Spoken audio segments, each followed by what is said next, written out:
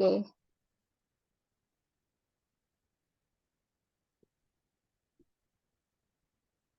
Baik, langsung saja saya untuk mewawancarai Bapak.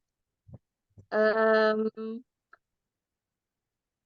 Dalam pertanyaan wawancara ini, ada beberapa hal yang perlu saya tanyakan atau kami tanyakan kepada Bapak Ketua Yayasan. Dalam hal ini adalah mengenai sistem yayasan maupun sistem pendidikan yang ada di Yayasan SMK Bakti Karya Parigi, Pak. Yang pertama, bagaimana Anda akan mendukung misi dan visi yayasan sekolah ini, Pak? Maksudnya? Bagaimana tentu sebagai ketua yayasan Anda memiliki visi dan misi dalam yayasan ini. Bagaimana Anda akan mendukung visi dan misi yayasan yang ada di sekolah ini, Pak? Ya, kalau dari kami ya karena kami yang menyusun visi misi juga, terus di sekolah juga ada visi misi yang spesifik khusus sekolah gitu. Itu dibentuk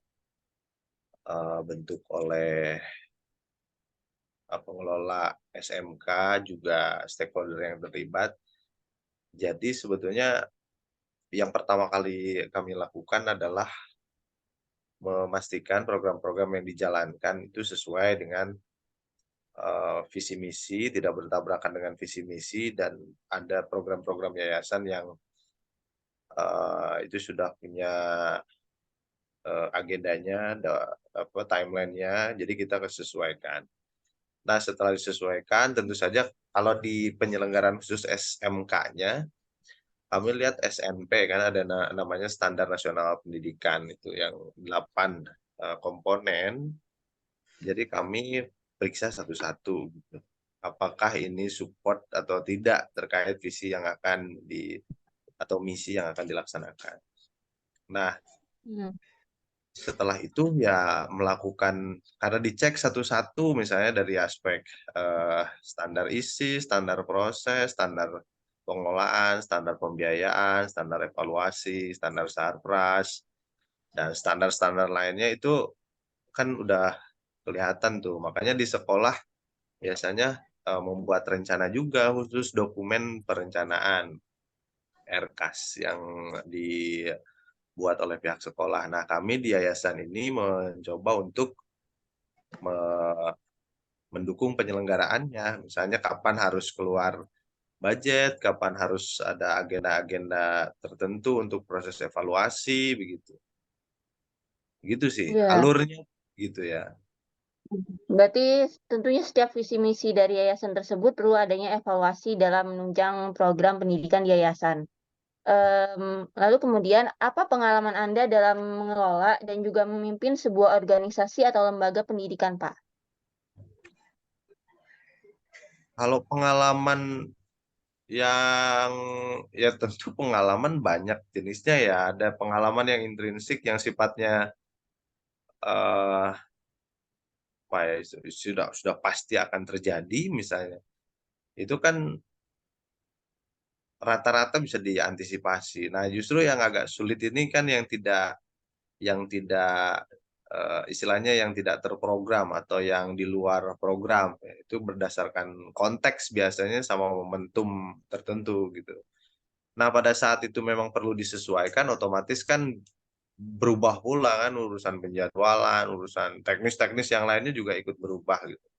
Nah, makanya biasanya yayasan melakukan evaluasinya itu secara rutin supaya kalaupun ada perubahan itu tidak langsung numpuk gitu. Jadi kami cicil istilah, kami siapkan itu dengan cara mencicil. Makanya ada tabel programnya kan. Kami membuat laporan akhirnya memang setahun sekali, perencanaan setahun sekali, tapi evaluasi dilakukan itu kalau yang berkaitan dengan SMK biasanya sih 2 minggu sekali keterlibatan kami, karena seminggu setiap hari Senin itu. Nah, seminggu sekalinya itu biasanya digunakan untuk in-house training. Jadi guru-guru di tempat kami itu melakukan in-house training secara rutin. Umumnya kan kalau lembaga biasanya in-house training minimal 1 semester sekali atau ada yang 1 tahun sekali gitu. Nah, kalau kami karena sistem pembelajarannya berbeda, sebagaimana yang kami cantumkan di website, jadi di kami ini kan nggak ada sistem mata pelajaran, per mata pelajaran gitu, tapi sistemnya pakai rumpun pelajaran. Artinya pendekatannya, pembelajarannya itu pembelajaran terpadu. Hanya ada kelas ekologi, kelas humaniora, dan media. Nah, itu dievaluasinya tiap-tiap kelas itu. Ada yang ekologi berarti evaluasi terkait dengan ekologi, humaniora dengan humaniora, dan media dengan media. Nah, kalau secara manajemen kelembagaan itu biasanya kami sampaikan pada saat rapat besar. Nah, rapat besar itu biasanya melibatkan pengurus-pengurus yayasan yang lain, pembina, dan pengawas gitu. Oke. Ya. Lalu bagaimana pendekatan Anda dalam membangun hubungan yang baik antara guru, staf, dan juga orang tua termasuk kepada peserta didik, Pak? Ya, kalau eh, membangun hubungan itu kan sebetulnya fungsi kehumasan ya.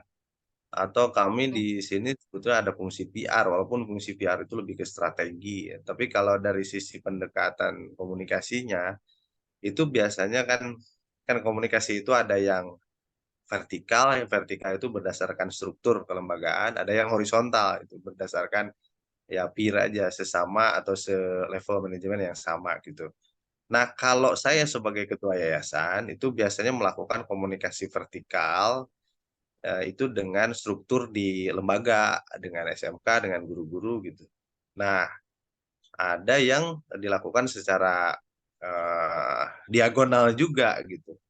Nah, itu Hmm. biasanya melibatkan karena ada peran lain ya kalau di sekolah itu ada namanya komite sekolah. Jadi kami juga melakukan kontak dengan komite sekolah gitu.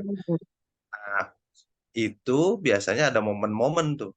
Jadi kapan dengan komite, kapan dengan mitra-mitra kami, stakeholder kami di pemerintahan maupun di swasta gitu. Karena ini memang sekolahnya kan ada partisipasi publik di sekolah kami itu terbuka, adalah bisa dicek di website gitu. Nah, kalau dengan siswa ya tentu saja intensitasnya lebih sering karena dari kami juga ada pertemuan-pertemuan rutin dengan siswa, melakukan evaluasi baik itu berangkatan, ataupun asrama misalnya karena sebagian besar siswa di tempat kami itu berasrama gitu. Jadi ada yang di pendekatannya lewat asrama, misalnya ada putra putri gitu atau per jenjang angkatan Baik. kayak gitu dengan siswa. Em, baik.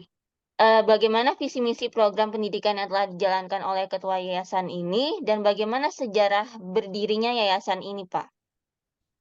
Nah, kalau sejarah berdirinya yayasan sebetulnya kami sudah cantumkan ya di website itu ada semacam perjalanan gitu. Tapi secara apa ya, secara singkat barangkali ya, saya sebagai ketua yayasan itu memulai tanggung jawab ketua yayasan itu pada saat sekolah memang waktu itu ada yang mendirikan sekolah terus mismanajemen mau bangkrut ceritanya begitu. Nah, baru kami ambil alih dengan SDM-SDM yang muda, terus ada program-program, salah satu yang kami kembangkan itu program kelas multikultural gitu ya. Nah, apakah rekan-rekan sudah melihat website sekolah dan Instagram, YouTube, dan materi-materi lain termasuk pemberitaan dari pihak lain? Saya pikir itu kalau kalau dibaca sebetulnya akan sangat paham sekali gitu ya bagaimana proses perjalanannya gitu. Nah, perjalanan-perjalanan itu sebenarnya terdokumentasikan dan agak mudah dicek. Apalagi yang berkaitan dengan penyelenggaraan, terutama sejak 2021, kami membuat setiap bulan itu newsletter atau majalah, yang itu memang khusus dikonsumsi untuk para mitra dan untuk publik gitu. Termasuk misalnya pelaporan keuangan pun ada di situ gitu. Di tiap bulan Desember kami biasanya mencantumkan laporan keuangan juga gitu.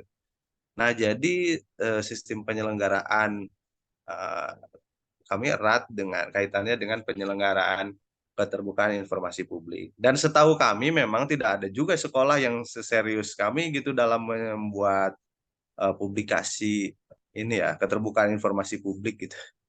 Mungkin bisa dicek juga atau dibandingkan juga lah dengan ini ya, dengan eh, rekan-rekan semuanya bisa cek juga sekolah-sekolah lain seperti apa gitu.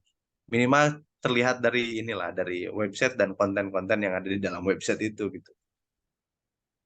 Gitu. Jadi perjalanan perjalanan kami ya sebetulnya eh, sebagian terdokumentasikan, jadi tinggal dicek aja sih. Baik. Oke, baik.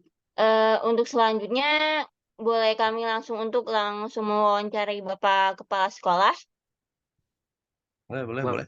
Boleh, boleh. Boleh, silakan, Mbak. Iya. Terima kasih kepada Bapak Kepala Sekolah yang telah hadir dalam hal ini untuk kami mewawancarai, Kepala Sekolah SMK Bakti Karya Parigi Pangandaran. Sebelumnya izinkan kami memperkenalkan diri, kami adalah mahasiswa PPG Prajabatan dari kampus UHAMKA, Pak, yang telah diberikan amanah dan juga tugas tanggung jawab dari dosen kami, dosen mata kuliah filosofi untuk mewawancari Bapak Kepala Sekolah.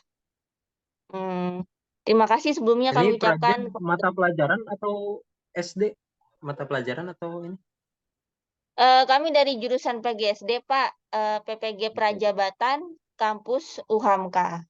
Ya, boleh kami langsung untuk mewawancarai Bapak? Boleh, silakan. Oke. Apakah sekolah ini sudah menerapkan pembelajaran yang berpihak pada peserta didik, Pak? Terutama dalam kurikulum Merdeka seperti saat ini. Oke, secara fundamental memang kami mempelajari betul kurikulum Merdeka ini. Bahkan sebetulnya sebelum kurikulum Merdeka ini diluncurkan, ketika itu masih apa ya waktu itu kurikulum yang masih dirancangkan sebagai kurikulum Merdeka. Sebetulnya kami sudah mempelajari itu dan memang ada beberapa hal yang linier dengan perubahan-perubahan yang dilakukan oleh sekolah sebelum dari kurikulum Merdeka. Salah satunya memang bentuk pembelajaran yang tadi juga sudah disampaikan oleh Pak Ai, yaitu pembelajaran terpadu. Secara teoritis memang kami berpatokan pada integrated learning system yang memang memastikan pembelajaran itu terhubung antara satu mata pelajaran dengan mata pelajaran lain. Tetapi secara teknis memang kami merumpunkan mata pelajaran yang banyak itu menjadi 3 rumpun. Nah, sebetulnya perumpunan ini pun dimotivasi oleh kondisi peserta didik kami yang memang kondisinya saat itu sulit menerima pembelajaran yang spesifik terlebih pada materi-materi yang sifatnya abstrak seperti matematika dan konteks-konteks lain. Nah, sehingga pada saat itu teman-teman di pengelola akhirnya berinisiasi bagaimana kalau kita rubah saja kurikulumnya. Itu saat itu sebelum ada inisiasi kurikulum Merdeka. Kalau tidak salah di penghujung masa-masa COVID, kami ajukan itu dan kami diskusikan bersama. Kebetulan pengawas juga dan saat itu kan kurikulumnya juga kurikulum darurat, pengawas sangat memberikan dukungan juga atas inisiasi kami. Sehingga tersusunlah kurikulum terpadu saat itu, pembelajaran terpadu yang merumpunkan mata pelajaran yang ada menjadi 3 rumpun. Rumpun pertama itu humaniora. Humaniora itu meliputi semua hal terkait dengan budaya, bahasa, kemudian hal-hal terkait dengan sosial, isu-isu sosial. Kemudian rumpun ekologi, kaitannya dengan IPTEK, IPA, kemudian kami punya mata pelajaran wawasan ekologi, kami rumputkan, termasuk di dalamnya juga penjaskes. Kemudian yang terakhir, rumpun mata pelajaran media, yang di dalamnya karena kami jurusannya jurusan multimedia saat itu, yang saat ini karena kurikulum Merdeka menjadi broadcasting, akhirnya kami rumpunkan mata pelajaran jurusan itu menjadi rumpun media. Nah, jadi bagi kami sih sebetulnya inisiasi tersebut juga bagian dari bahwa kami mempertimbangkan kondisi peserta didik untuk merumuskan kurikulum yang sesuai dengan sekolah kami. Di luar itu memang di luar kurikulum pun kami memastikan bahwa peran serta peserta didik itu besar di dalam menentukan jalannya proses KBM di SMK Bakti Karya. Salah satunya setiap awal tahun ajaran kami selalu memastikan sudah berjalan sejak pandemi kemarin semua peraturan sekolah sampai ke kontrak belajar di kelas itu dipastikan semuanya melibatkan peserta didik, sehingga peraturan yang disusun pun sifatnya bukan top down, tetapi down top, dari siswa mengajukan profil seperti apa semestinya seorang siswa tersebut, kemudian diajawantakan menjadi bahasa-bahasa peraturan yang menjadi peraturan formal di SMK Bakti. Di luar itu memang kami memastikan bahwa peran serta guru menjadi orang yang mendengarkan, pihak yang menampung aspirasi, dan memastikan pembelajaran juga dibuat sesuai dengan passion, kemudian sesuai dengan minat dan bakat siswa-siswa di SMK Bakti Karya Pariwi. Seperti itu. Ya, baik, baik. Baik Pak, lalu bagaimana proses yang dilakukan sekolah untuk mewujudkan pendidikan yang berpihak pada anak? Nah, proses ini memang panjang ya, karena terlebih kondisi baik secara mental maupun kognitif di peserta didik di SMK ini cukup variatif, karena intake siswanya itu berasal dari berbagai daerah dan berbagai latar belakang sosial dan ekonomi. Memang menjadi tantangan tersendiri gitu bagi kami, karena akan sangat sulit misalkan sekolah memaksakan prinsip-prinsip dan teknis-teknis pembelajaran jika memang sifatnya top down. Maka dari itu memang hampir semua upaya kami pusatkan supaya aspirasi-aspirasi dari peserta didik itu memang menjadi sumber pembelajaran di SMK Bakti Karya Pariwi. Karena memang justru bagi kami itu sebuah kewajiban gitu, karena kalau misalkan ya tadi sifatnya dari sekolah ke peserta didik, sudah jelas kondisi peserta didiknya terlalu beragam untuk bisa memastikan ini bisa dijalankan secara seragam gitu. Maka dari itu memang aspirasi dan masukan dari peserta didik itu menjadi hal yang wajib. Lalu, apakah sekolah sudah menerapkan dan mewujudkan nilai-nilai pelajar Pancasila, Pak?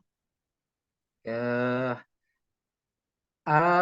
Kami melihat hal tersebut sesuatu yang sangat abstrak dan sangat luas sekali sebetulnya. Tetapi memang upaya-upaya untuk memastikan hal-hal tersebut terkait dengan profil pelajar Pancasila juga kami jalankan. Di luar bahwa sebelum ada istilah profil pelajar, atau lebih tepatnya proyek penguatan profil pelajar Pancasila pun, sebetulnya kami sudah melakukan terlebih dahulu gitu. Seperti event-event yang memang dijalankan baik secara rutin, reguleran, ataupun 1 tahun sekali, memang sudah dijalankan.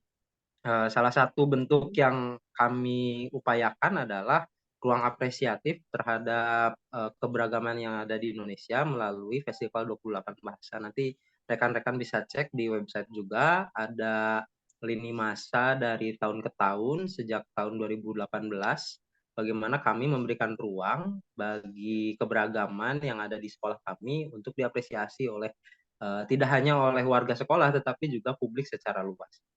Di luar itu memang kegiatan-kegiatan lain yang sifatnya memantik kebanggaan peserta didik pada kekayaan budaya dan keberagaman yang ada di Indonesia itu memang selalu dilakukan. Terlebih ya kalau kita ngomongin Pancasila, jangankan soal materi yang kami sampaikan, intake peserta didik pun kami pastikan dari keberagaman gitu. Jadi bahkan sejak intake sampai ke proses sampai ke outputnya pun kami memastikan poin-poin terkait dengan Pancasila. Kalau sekarang kita sudah bisa memetakan itu sebagai nilai-nilai Pancasila ya, tetapi dulu kami memahami bahwa ya sebagai peserta didik yang notabene adalah warga negara Indonesia, ya berarti harus cinta budayanya, berarti ada kegiatan budaya. Kalau peserta didik yang notabene Indonesia, berarti harus mengapresiasi keberagaman, berarti harus ada keberagaman. Seperti itu. Ya, baik. Dalam menjalankan program P5 ini, kegiatan apa yang sudah pernah dilakukan di sekolah SMK Bakti Karya Parigi, Pak? Tadi ya sudah disampaikan juga, memang kami tidak menjuduli langsung di website dengan P5 ya, karena menurut kami itu terlalu formatif untuk menyampaikan ini program P5 loh gitu. Tetapi sebetulnya program-program yang secara tujuan memang ditujukan untuk P5 itu ada dua. Dua kegiatan itu dibagi di semester pertama dan semester kedua. Semester pertama biasanya kami menyelenggarakan Festival 28 Bahasa. Nanti bisa dicek di website, ada bagian Festival 28 Bahasa di bagian kegiatan kalau tidak salah. Kemudian ada juga Festival Hajat Bumi atau Festival Hutan. Nah, memang Festival Hutan atau Hajat Bumi ini dari tahun ke tahun formulasinya berubah. Kalau yang sama dari tahun ke tahun itu yang Festival 28 Bahasa. Seperti itu. Baik, baik. Lalu penerapan model pembelajaran apa saja yang pernah digunakan dan diterapkan oleh guru-guru untuk mewujudkan Merdeka Belajar? Kalau itu setiap karena kan mata pelajarannya dirumpunkan ya, jadi memang dari kebijakan sekolah kami memberikan keleluasaan penuh pada setiap rumpun mata pelajaran, setiap guru rumpun mata pelajaran untuk menyusun pembelajarannya masing-masing. Nah, memang kalau saya harus merinci sangat beragam sekali gitu. Memang harus ditanya ke gurunya satu persatu gitu ya. Tetapi prinsipnya memang kami memastikan apa yang diajarkan kepada peserta didik adalah sesuatu yang mereka butuhkan untuk kehidupan mereka sebagai manusia yang mandiri. Oke, baik. Satu pertanyaan lagi, Pak. Bagaimana proses menumbuhkan nilai-nilai pelajaran Pancasila kepada peserta didik? Gimana? Bagaimana proses menumbuhkan nilai-nilai pelajaran Pancasila kepada peserta didik? Proses menumbuhkan? Bagaimana proses untuk menumbuhkan nilai-nilai pelajaran atau karakter Pancasila kepada peserta didik di SMK Bakti Karya Parigi, Pak? Yang dimaksud di sini nilai-nilai yang ada di profil pelajar Pancasila atau bagaimana? Iya, betul, Pak. Nilai-nilai karakter Pancasilanya, Pak. Oke. Dalam hal ini prosesnya seperti apa? Kalau dirinci ada yang sifatnya memang disuntikan langsung melalui pembelajaran. Kemudian ada yang memang sifatnya tidak secara eksplisit disampaikan melalui pembelajaran gitu. Ada yang lewat sistem yang ada di sekolah, ada yang lewat pembelajaran. Kalau yang lewat pembelajaran sudah jelas lah. Pembelajaran diarahkan pada isu-isu terkait hal-hal tersebut. Terlebih mungkin salah satu bentuk yang konkret tahun kemarin pembelajaran Pancasila itu tidak lagi menjadi pembelajaran yang sifatnya materi, tidak disampaikan oleh guru pada siswa, tetapi siswa diberikan isu, kemudian setiap siswa menjadi pembicara bagi isu-isu tersebut, kemudian nanti didiskusikan. Nah, untuk yang yang tidak eksplisit atau yang implisit, ya sifat-sifatnya seperti kegiatan dalam sistem-sistem sistem-sistem dalam budaya belajar di sekolah.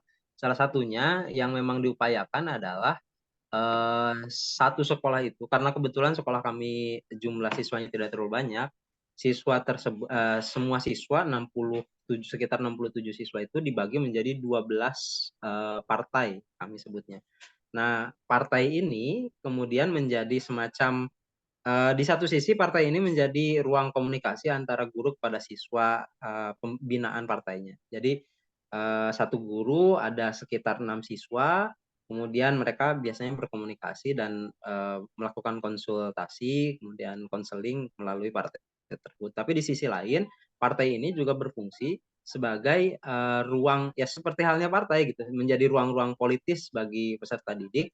Sehingga kalau di saat pemilihan kami sebutnya presiden untuk ketua OSIS-nya, si pemilihan presiden OSIS ini harus melalui proses lobby pengajuan partai, satu partai yang mengajukan calon, kemudian jika terlalu banyak calon nanti ada koalisi dan lain sebagainya, ada lobby, ada musyawarah mufakat. Jika mentok baru kemudian melakukan voting seperti itu. Nah, secara tidak langsung kami juga ingin memberikan ruang-ruang pembelajaran yang sifatnya tidak materi tapi praktik gitu. praktik di sekolah melalui ruang-ruang musyawarah mufakat, salah satunya bentuknya melalui partai tadi. Tapi di luar itu memang ruang-ruang apresiatif seperti tadi saya rasa bagian dari menumbuhkan nilai-nilai Pancasila yang terkandung di profil pelajar Pancasila. Baik. Wah, ilmunya sangat luar biasa sekali dari Bapak Ketua Yayasan maupun dari Bapak Kepala Sekolah. Untuk kami, para mahasiswa pendidikan profesi guru dari PPG Prajabatan UHAMKA. Mungkin untuk teman-teman yang lain bisa off cam, boleh kita izin untuk foto bersama, Pak? Boleh. Ini semester pertama atau semester kedua? Kami dari baru semester pertama, Pak. 2 Baru semester ya semester kalau pertama. PPG Prajab ya? Iya, 2 semester, Pak. Tuh. Siap. Izin saya Semangat. untuk Semoga mengambil menjadi gambar. guru yang bisa mengabdi. Amin, amin, ya rabbal alamin. Nih, 1, beban 2, tugasnya 3. berat ini kalau guru SD. Iya. Iya. Baik. Sudah selesai. Sebelum saya mengakhiri kegiatan wawancara ini, sebelumnya saya mengucapkan terima kasih kepada Bapak Ainur Hidayat, Bapak Ketua Yayasan, dan juga Bapak Kepala Sekolah yang telah meluangkan waktunya. Mohon maaf Pak kalau mengganggu waktunya dalam hal ini dalam mewawancarai Bapak Ketua Yayasan maupun Bapak Kepala Yayasan maupun kepada Bapak Kepala Sekolah. Terima kasih, mohon maaf apabila ada kesalahan dan kekurangannya, Pak. Terima kasih. Mungkin kalau ada waktu kami bisa berkunjung ke SMK Bakti Karya Parigi, mungkin insya Allah. Terima kasih, Pak. Silakan sambil liburan, sambil Wassalamualaikum liburan. warahmatullahi wabarakatuh. Ya, terima Waalaikumsalam. kasih, Pak. Terima kasih ya, Pak. Ya. Terima kasih ya, Pak. Ya.